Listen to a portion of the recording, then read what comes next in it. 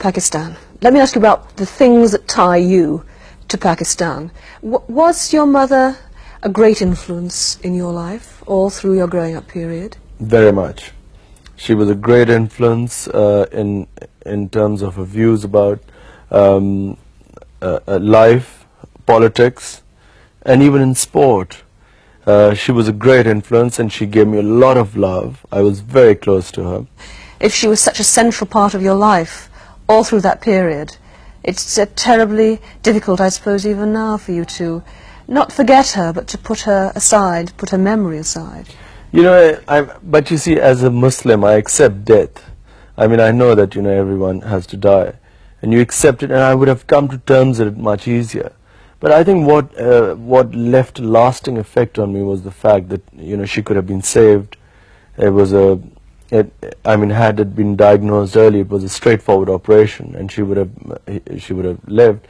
But I think what I could not come to terms with was the pain in which she died. You know, I saw someone that close to me for 2 months. I saw in extreme pain, which I think only people who've seen cancer patients, only they can know how they suffer. And I think that suffering and watching her die, that sort of touched me very deep, and it changed it was like a watershed in my life. You did an amazing thing the other night, and you pulled in a tremendous number of celebrities, beautiful women, but that was the first time you'd ever stood up and said, I want you to help me to raise money. It's the first time you'd ever appealed to any of your friends to come forward and do that for you. Outside Pakistan, yes. In Pakistan there was a big response, but outside I wasn't confident, you know, I wasn't sure how people would react to a hospital in Pakistan.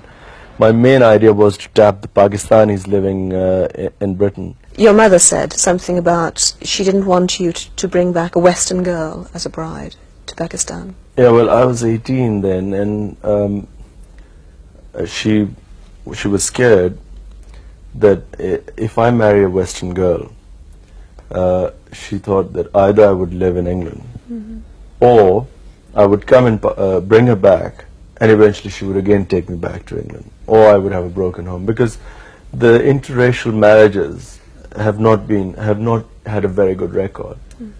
It's difficult for Western women to live there, and so that was her main argument. But every time you went home, did she have, or your family, did they have lined up for you a whole lot of girls who you had to go and see and look at and think about and all of that, or not?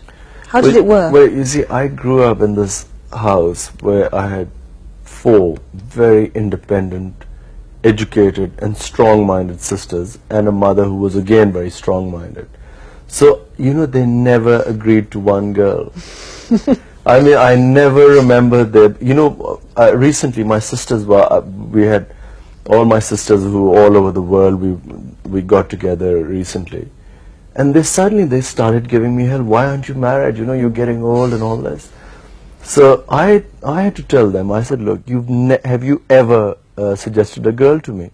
And yet, you see, the public sees you with a long line of very beautiful women, ranging from Emma Sargent, Susanna Constantine, Denise Lewis, and they think, how do they handle it? I mean, how do the women you've known handle the fact that you will probably one day go back to Pakistan and have an arranged marriage? You probably will do that still. How have they coped with it? Well, for a start, I don't know. I mean, I don't know how they cope with it. Most of these people you're saying are not really my girlfriends or anything. They were just friends.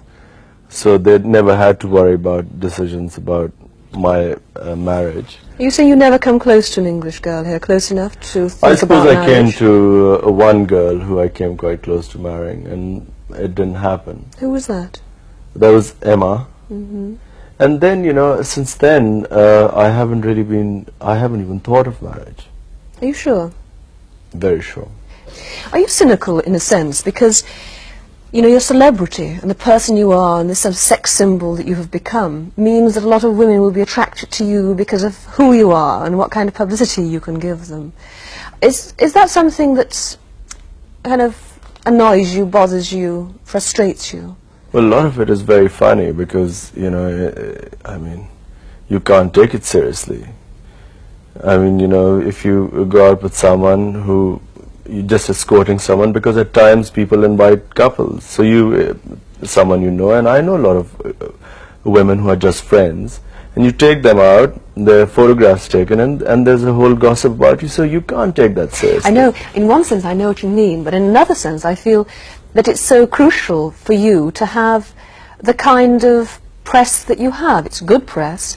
You go back to Pakistan and you're a kind of hero, a kind of demigod there, because of the way you've been built up over the years. I'm not sure that happens, because you know the reason I've been built up in Pakistan has nothing to do with me being with women, or me being with... But it's a talking point, isn't it? Every magazine I pick up and I read about you, but it's that's what in they England. say back in Pakistan, the kind of taxi drivers that stop and ask what your love life is like in England. And I think this is not normally the case. This is all the press making it up. It's definitely not the case. I mean, they do ask, they are interested in my marriage. They very rarely talk about women. It's a cricket crazy country. When you go back to Pakistan, I know you go regularly, do you feel alienated in any way from it because you've spent a long time in England, because you've been to school here and you've worked out of here? Is there any sense of alienation? Well, Pakistan is my home. Always has been, and I've never had any confusion about that.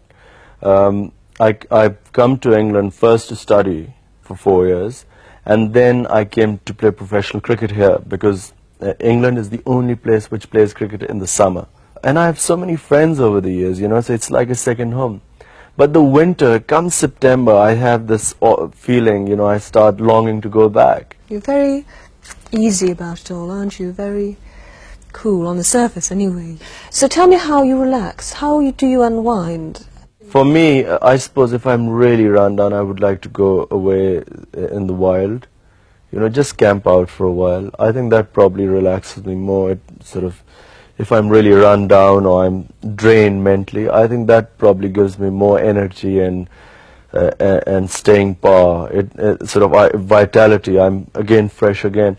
I went away in August to the mountains in Pakistan, and I think I came back so fresh and so live, and I'm ready to go back again now.